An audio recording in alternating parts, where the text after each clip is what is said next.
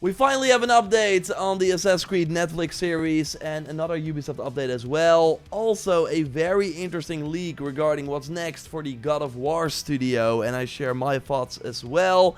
A ton of gaming news to go over. Thanks always for joining these Sunday videos. Now sit back and let's go. We got an update on the Netflix Assassin's Creed series that we learned about in 2020. Ubisoft namely finally greenlit an Assassin's Creed live action series with showrunners Roberto Patino, who was a writer and executive producer on Westworld and created and was a showrunner of DMC. Never heard of it? Let me know if you watched it in the comments down below. It has a 5.5 on IMDb though. And David Weiner will also lead the Assassin's Creed series. He's known for Homecoming, Halo, Brave New World and Flesh and Bone, among other things. So not much info was given in the article about what the series will be about, only that we'll follow characters across pivotal historical events as they battle to shape humanity's destiny. Because yes, it seems like it's going to be a true Assassins versus Templar story. It seems like we will visit multiple familiar time periods, so maybe one episode will be in Greece, for example, or in Italy, and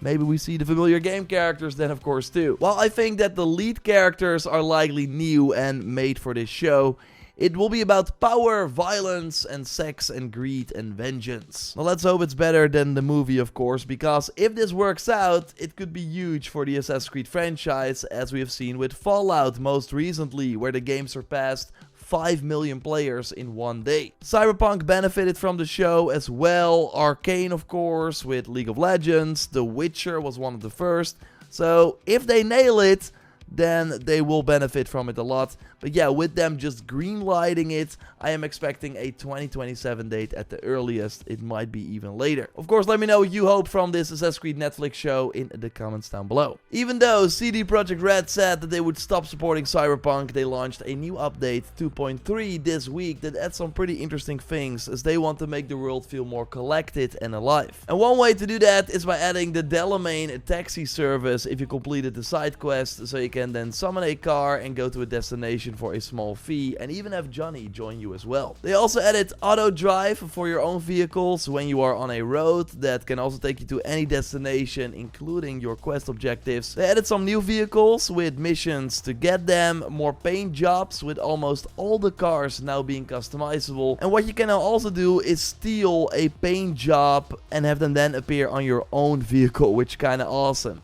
They also added new photo mode features like time of day and weather changes and frame skip, so you can get the best action shots. And this update is being developed by Virtuous Game, a studio CDPR is hiring to improve Cyberpunk without it hurting the process they make on their own big titles, The Witcher 4 and the Cyberpunk sequel, which is a very interesting approach. I don't think we know if this is like really the final update, but they can of course change their mind at any moment. The update is now out on current gen consoles and PC and coming later to Switch too. Let me know if you will check it out in the comments. Okay, now let's go over that Ubisoft update, that huge, interesting Santa Monica leak and what it means. I'm curious to hear your thoughts on that as well. Of course, leave a like, that would really help me out, and subscribe, because we post one of these big gaming news roundup videos every Sunday. Okay, time for quick shots, news stories I will go over quickly with a Ubisoft update, as it's quite the transformational year for them. Not really front-facing stuff, but mostly major changes behind the scenes. In March, they namely announced that Tencent would invest $1.25 billion to get a 25% stake in a new Ubisoft subsidiary focused on Assassin's Creed, Far Cry and Rainbow Six. And we now learned that Yves Guillemot's son, Charlie Guillemot, is the co-CEO of this new Tencent-backed subsidiary. Now, I do think it makes sense that Christophe Derenz, who's the founder and head of Ubisoft Montreal, who has been at the company more than 35 years, is also co-CEO of this new organization. Like, he has a ton of experience also working on the 3 franchises they are focused on. He will make sure that the current projects and the roadmaps stay on course. But it's of course not a great look for Yves to have his son, who left in 2021 to start a Web3 company, now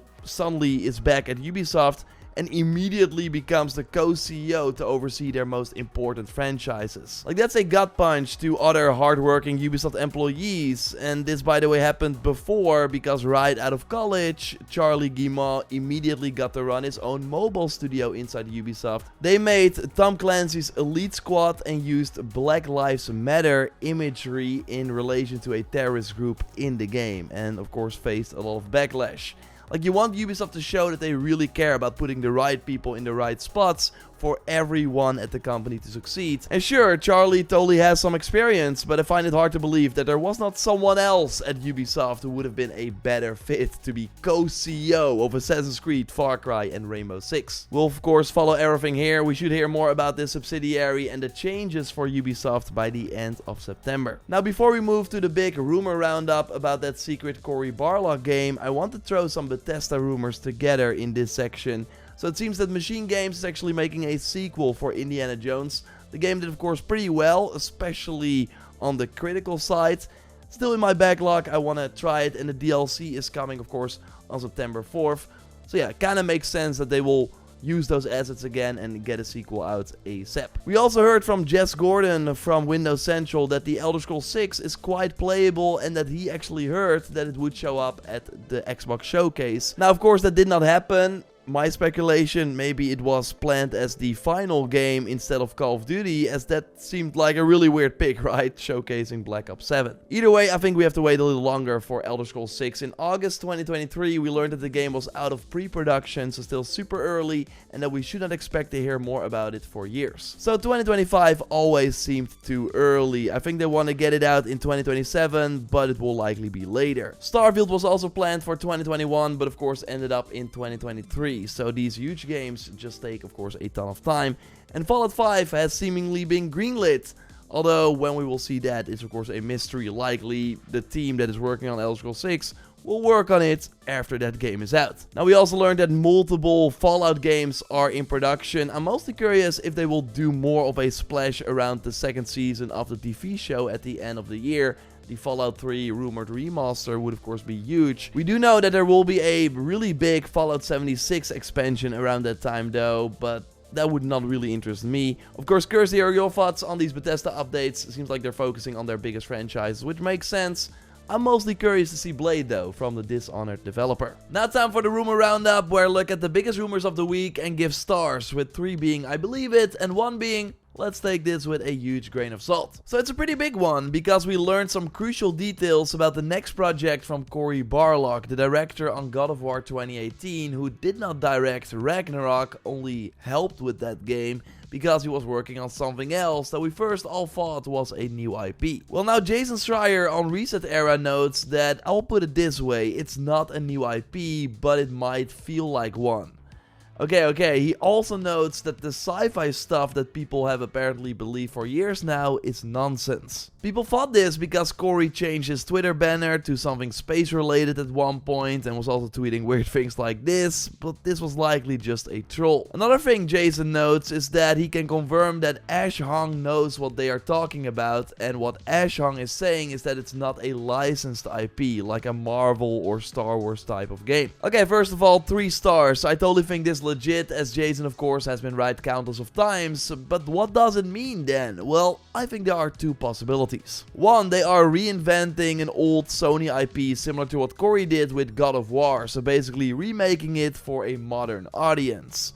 But another possibility is, and this is the one that I'm leaning more towards to, is that Cory is making a God of War type of game, but in a different mythology and with brand new characters. God of War, no kidding, is the biggest thing that Sony has right now. It sells the most, they own everything about it, so they don't have to pay Marvel, for example, for licensing. Ragnarok sold 15 million 1 year after launch, which the most a Sony sequel, like one of the newer sequels, has sold. So that's an insane amount of profit. So obviously they want to continue the franchise. I don't think this means the end of Kratos, but what if Cory makes a God of X, something else, like a completely new spin-off in the same series. So why we thought Cory was making a new IP is because he wanted to do that. He noted that in an interview with Skill Up in his car after the release of God of War 2018. He wanted to make something that was his own.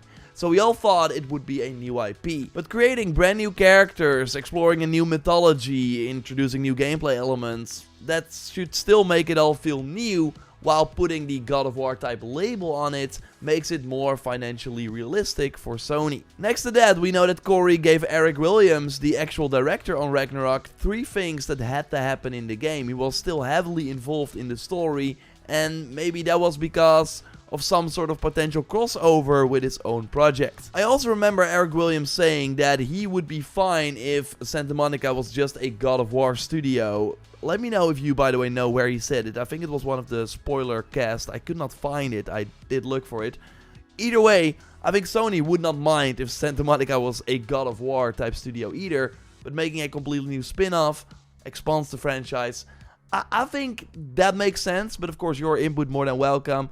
Interesting stuff nevertheless. Maybe we see it at the Game Awards this year. We'll of course keep you posted here. This coming week, Wuchang Fallen Feathers will launch. It will also be out on Game Pass and we will have tips and tricks for it. So stay tuned if you are planning to play that game. There's also a chance to play Where Winds Meet as it's doing one final test before release. You can sign up via the link I put in the video description. It's on PS5 and Steam. Let me know if you're gonna try it and if you tried it next week in the comments or reach out through social media. I'm curious to hear your thoughts. I'm also expecting news on what's next for Assassin's Creed Shadows as we're now waiting an extra long time for the next patch, so when we have info, I'll of course let you know here on the channel. We will likely talk more about Ghost of Yotei this week. Dennis will be going to China to play Phantom Blade Zero. Yes, so more on that game very soon. Exciting stuff all around. We'll of course do my Monday stream, a link in the video description where we discuss the gaming news in more depth, of course. Hope to see you there. A like on the video would really help me out, and I will speak to you very soon. Goodbye.